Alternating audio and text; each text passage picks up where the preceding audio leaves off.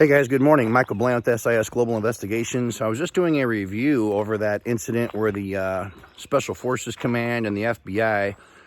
had the alleged botched raid in Boston at the Revere Hotel. There was the Delta Airlines pilot that they had allegedly mistakenly kicked in his door, handcuffed him in the bathroom, and then interrogated him for 30 minutes.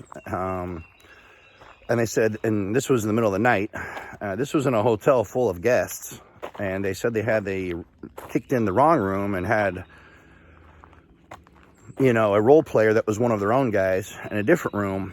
But the minute I even heard this whole story, I thought it was absolutely crazy sounding, and was wondering, first question was what really was going on.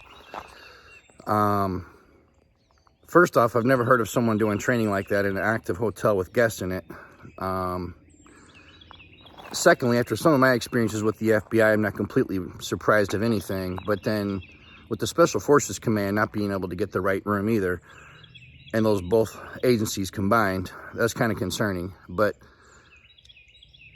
handcuffing the wrong guy in the bathroom, interrogating him for a half an hour before realizing they have the wrong guy, kind of really makes you ask many questions, and it almost makes you also, as an investigator, think what's really going on there and what are the 35 things missing from the story. Because I would almost rather want to believe that they actually were doing a real raid on someone and got the wrong guy, and then had to come up with a cover story, because that actually makes total sense. The fact they're labeling this as a training thing gone wrong, even according to the former FBI guy saying they don't train for these operations or conduct them conduct them at nighttime. So, but the fact that it happened to be an airline pilot and it happened to be in a hotel full of people, like I said, makes me raise a whole lot of questions.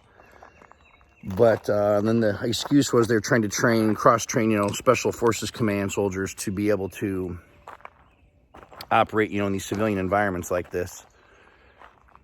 So, I've honestly never heard, being a retired law enforcement and private investigator, I've never even heard of such a scenario. And that's why also, and the fact that the former FBI agent said it's highly unusual, I would say it's beyond highly unusual. So, the gentleman then, the pilot, he called the police, called 911, the police show up. We're, of course, encountered by the FBI and the Special Forces guys, who said they were there conducting the training. So, honestly, probably the most ridiculous story I've heard in a long time. But if there was something or some type of actual real operation going on, then you probably never will hear of that, of course. But I've definitely never heard of such a thing. And I would say almost 99.9% there was something else going on there. When you hear a story as an investigator, and when I learned that, through the training and experience as a police officer, as a young police officer, a year or two on, you start handling so many things, and especially now 26 years later as a private investigator, when someone tells you a story and it seems like there's something missing from the story, it's just not making sense to you, it's almost kind of frustrating to try to understand, and your mind cannot put all the pieces together and come up with a theory, and nothing seems rational. There's usually something missing from the story, and that usually means you're usually being lied to.